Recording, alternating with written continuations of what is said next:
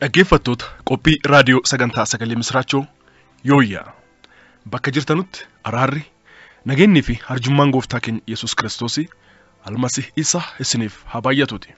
Guyyaadhaa seenaa dhugaa jiraataa biyya Naayijeeriyaa kan ta'e Amaanu'eel Amoos qabannee isiniif dhiyaanneerra.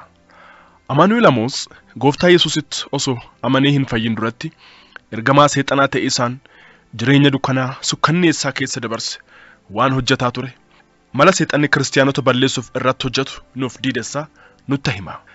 Duubarra garuu akkamitti akka gara gooftaa Yesuus beekisaatti isatti amaniisaatti akka dhufe achiin duuba haala si'oolii fi achi jiru hunda argee achiin duuba immoo gara mootummaa waaqaatti mootummaa samayii kan warra gooftaa Yesuusitti amananii isa hordofaa akka sagalee dubbii qonqoo isaa jiraataniif qophaa'es argee kan hundumaa booda du'aa ka'ee dhugaa arge kana dhugaa ba'e isiniif qabannee dhiyaanneerra.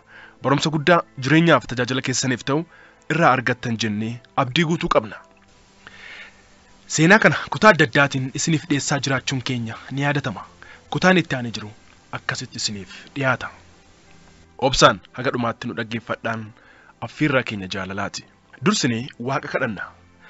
Waaqa bara baraa jireenya nuuf kennitee carraa kana nuuf kennitee ergaati karaa tajaajilaa keetii kanaan nuuf dabarsite akka dhageenyuuf carraa kana waan nuuf kenniteef galanni ulfinneef kabajisiif ta'uuti. Amma kunoo nus ergaa kana yoo dabarsinu nu gargaari. Lubbuun yookaan namni ergaa kana dhage'u kamiyyuu seenaa dhugaa kanarraa barumsa guddaa fudhatee jireenyaaf tajaajila isaatti jijjiiramni fi guddinni eebbi addaa haa ta'uufi. Namni haarinni kan gooftaa Yesuus hin beeknes ergaa kana dhaga'ee gara fayyinnaatti akka dhufuuf Waaqa hafuura keetti qulqullichaan isa gargaare. Karoorri fi hojiin seexanaa kamiyyuu kan diigame haa ta'uti. Kana hundumaa waan gootuuf galatoomi. Maqaa gooftaa Yesuus Kiristoosiitiin akkas jennee walii galleessi kadhannaa. Ameen.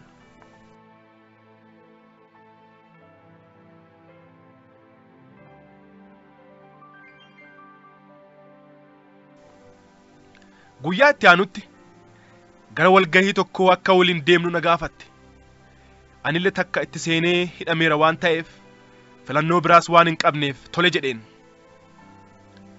Osoo deemnu magaalaa keessaa baanee gamoo guddaa tokko bira geenye. Bakki walgahichaallee gamoo kana keessatti akka ta'ee fi kan seenamus dugda itti galiisaan yookaan gara boodaa ilaalisaan akka ta'e natti himte. Akkuma isin naan jette taanee walumaan gara gamoo lafa keessaatti seenne. Galmi guddaa walgahichaallee dhiirotaaf dubartoota 500 wal marsanee ta'aniin guutamee jira. Isaan keessaas mataan isaa callaan akka namaatti ta'ee kan mul'atu garuu qaama biraa kan hin qabne akka sooressaatti ta'ee gidduu isaanii taa'eera. Warra 500 as keessa jiran keessaa muraasni barattoota sadarkaa lammaffaati. Warri kaan yuunivarsiitii irraa barumsa isaanii fixachuuf muraasni kan isaaniif hafe. Warri kaan immoo kan eebbifamanii bahan. Warri kaan immoo barsiisota fa'aa turan. Aliis furtuu girgiddaa manarra jiru yoo tuqxu wanbariin yookaan teessoon asi bahee anis immoo irra taa'e. Ofiifis akkas godhattee isheenis irra teesse. Sana booda keessummaa fi miseensa haariyaa ta'uu kiyya isaan hundumaatti na beeksiste. Isaanis haamilee guddaan na simatan. Kana godhuu isheetiin Aliis sadarkaa guddinaa dhaggatte. Walgahicha irratti wanti isaan mari'atan tokkollee osoo anaaf hin galin gara dhuma walgahicha irratti guyyaa biraa qofaa kiyya akka dhufuuf natti himamee walgahichis sanumaan hobba'e, sanumaan xumurame. Walbeekis addunyaa seexanaa waliinii kiyya kan jalqabaa akkasiin ture. Halkanuma san Aliis halkan keessaa sa'aatii 8tti hirribaa na dammaqsitee waan baay'ee nama rifachiisuuf sodaachisu natti haasa'uu jalqabde. Akkas naan jechuun jalqabde. Ani akkuma na argitu kana nama salphaa tokkoo miti. Ani walakkaan kiyya nama, walakkaan kiyya immoo hafuura. Gara caalutti an hafuura. Wanni mana kiyya keessatti argitu kun meeshaawwan adda addaa kan ani itti seexanaan waammadhuu fi isa waliin ittiin haasa'uudha. Kan ittiin oolmaa guyyaa kiyyaa midhaaffachuuf digimtii ittiin hojjedhudha. Waa'ee lafeewwanii immoo yeroo biraa sitti hima naan jette. Kana hundumaa gaafa isin natti himtu anguddoo na rifachuura darbee wamaa haasa'uu hin dandeenye. Kitaabota adda addaa waa'ee dhoksaa hojii amma keessa jirtuu kana kan dubbatan kan barsiisan naaf fidde. Ani waan kana hundumaa beekuu barbaadu kiyyarraa kan ka'e dubbisuuf murteeffadhe. Yeroo muraasa keessatti fedhiin kiyya waan kana hundaa beekisaa guddaa dabale.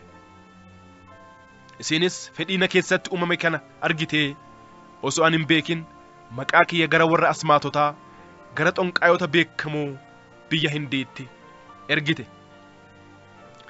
Akkuma duraan natti himame sana gara lafa walga'ichaa sana qofaa kiyya deeme. Achitti immoo warra haariyaa sagalii fi warra isaan fide tokko tokko achitti arge. Achiin booda hojii jalqabuun nurra ture waan ta'eef gara gidduu galmichaatti waamamnee wantootni asii gadii kun nurratti raawwataman. Waan akka muuccaa yookaan koollaa waa itti qabsiisan fakkaatu nyaata gosa adda addaarraa kan hojjetameen qaamni yookaan nafni keenya dibame. Kun miseensa guutuu ta'uu keessaniif ga'umsa isiniif kenna nuun jedhan. Zayita waan fakkaatu tokko xarmusiitti godhannee akka dhugnuuf yookaan akka unnuuf nuuf kenname. Dhumarratti immoo waan baaruudha fakkaatu mataa keenya irratti nu dibanii inni kun immoo dhoksaa namoota bira deemtanuu akka beektanuuf isin gargaara nuun jedhan. Wanni an godhe kun duudiin biyya Hindii gahee boreessummaan xalayaan miseensummaa guutuu na ga'e. Xalayaanaaf ergame kana immoo dhiiga kiyya itti dibee karaa mana poostaatiin osoo hin ta'in karaa dhoksaa isaan natti himaniin akka erguuf ajajame. Anillee akkuma isaan naan jedhan kana tolche. Kana booda duubatti deebi'uun hin jiru in yaadamus. Gara duubaa yookaan gara boodaa deebi'uuf yaadis du'a ofitti faraduudha. Anillee takka waan kanaan cuuphamee itti seeneera waan ta'eef waan isaan naan jedhan hundumaa akka isaan naan jedhanitti raawwadhe.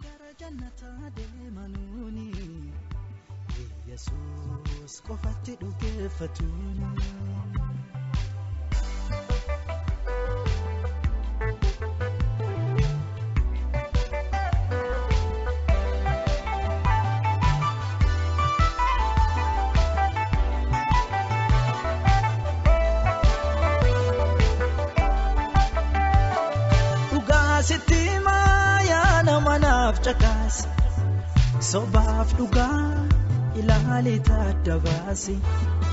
Booriin gaabbitaa jireenya irratti hin qoosin si waamaa jira kootu garaa Yesuusi. Booriin gaabbitaa jireenya irratti hin qoosinati si waamaa jira kootu garaa Yesuusi. Biyye lafaan tuutuun sobde dansaa fakkaatti har'a nagaa fakkaate boori diina sitaati qaroommadhu maale gowwaan ta'ini yaada garii siif qaba kee tabbaanii. Biyye lafaan tuutuun sobde dansaa fakkaatti har'a nagaa fakkaate boori diina sitaati qaroommadhu maale gowwaan ta'ini yaada dansaa siif qaba kee tabbaanii. Karaaf dhugaanii jiruufi jireenya karaan gara jireenya deemanuuni Yesuus qofatti dhugeeffatuuni. Karaan gara jannataa deemanuuni Yesuus qofatti dhugeeffatuuni.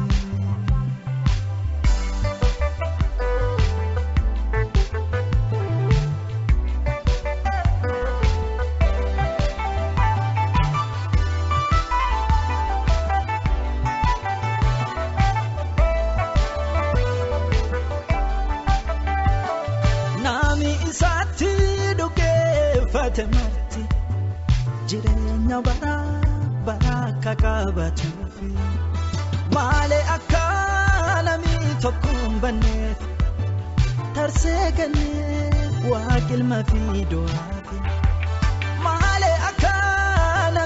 tokko hin banneefi Tarsee kennee waan ilma fiidoo Sileef gatiin baheera maafi waan kana yaanne fooniif lubbuu fayyisa maaf harkattiin kennaanne haalli sitti hammatulle murteessi yeroodhaani guyyaan fayyinaadha beellamaan baay'eesi sileef gatiin baheera maafi waan kana yaanne fooniif lubbuu fayyisa maaf harkattiin kennaanne haalli sitti hammatulle murteessi yeroodhaani guyyaan fayyinaadha beellamaan baay'eesi kootu garasaa kootu. Jaalatamtoota dhaggeeffattoota keenya seenaa dhugaa obbo Amaanu'eel Amoos isiniif dhiyeessine kanarraa waan guddaa akka barattan homaa shakkii hin qabnu sagantaa keenya guyyaadhaallee kanumaan fixanna.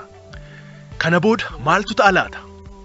Kutaa kanatti aanee jiru sagantaa keenya dhufurratti qabannee isiniif dhiyaanna osoo addaan hin kutin namoota biraas affeeraatii waliin nu dhaggeeffadhaa isiniin jenna. Antii kan isin waliin ture Wandimmaa Gany Uddeessaa Bidireeti. Sagantaa keenya kanarratti yaada qabdanuuf gaaffii kitaaba qulqulluu akkasumas kadhannaaf karaa lakkoofsa moobaayilii 0913 71 0868 nuuf bilbilaa yookaan nuuf barreessaa. Sagantaa sagalee misraachuu kan yeroo hundumaa wixataaf kibxata halkan sa'aatii 1 daqiiqaa 45 haga sa'aatii 2tti meetir baandii 25 irratti nu dhaggeeffachuu keessan itti fufaa. Sagantoota biraas akkasuma guyyaa hundumaa dhaggeeffadhaa namoota biraas nuuf affeeraa nuuf kadhadhaan ergaa keenya yeroo hundumaati baay'ee moo sin jaalannaa nuuf jiraadhaa horaa bulaa. Kota garasa kota,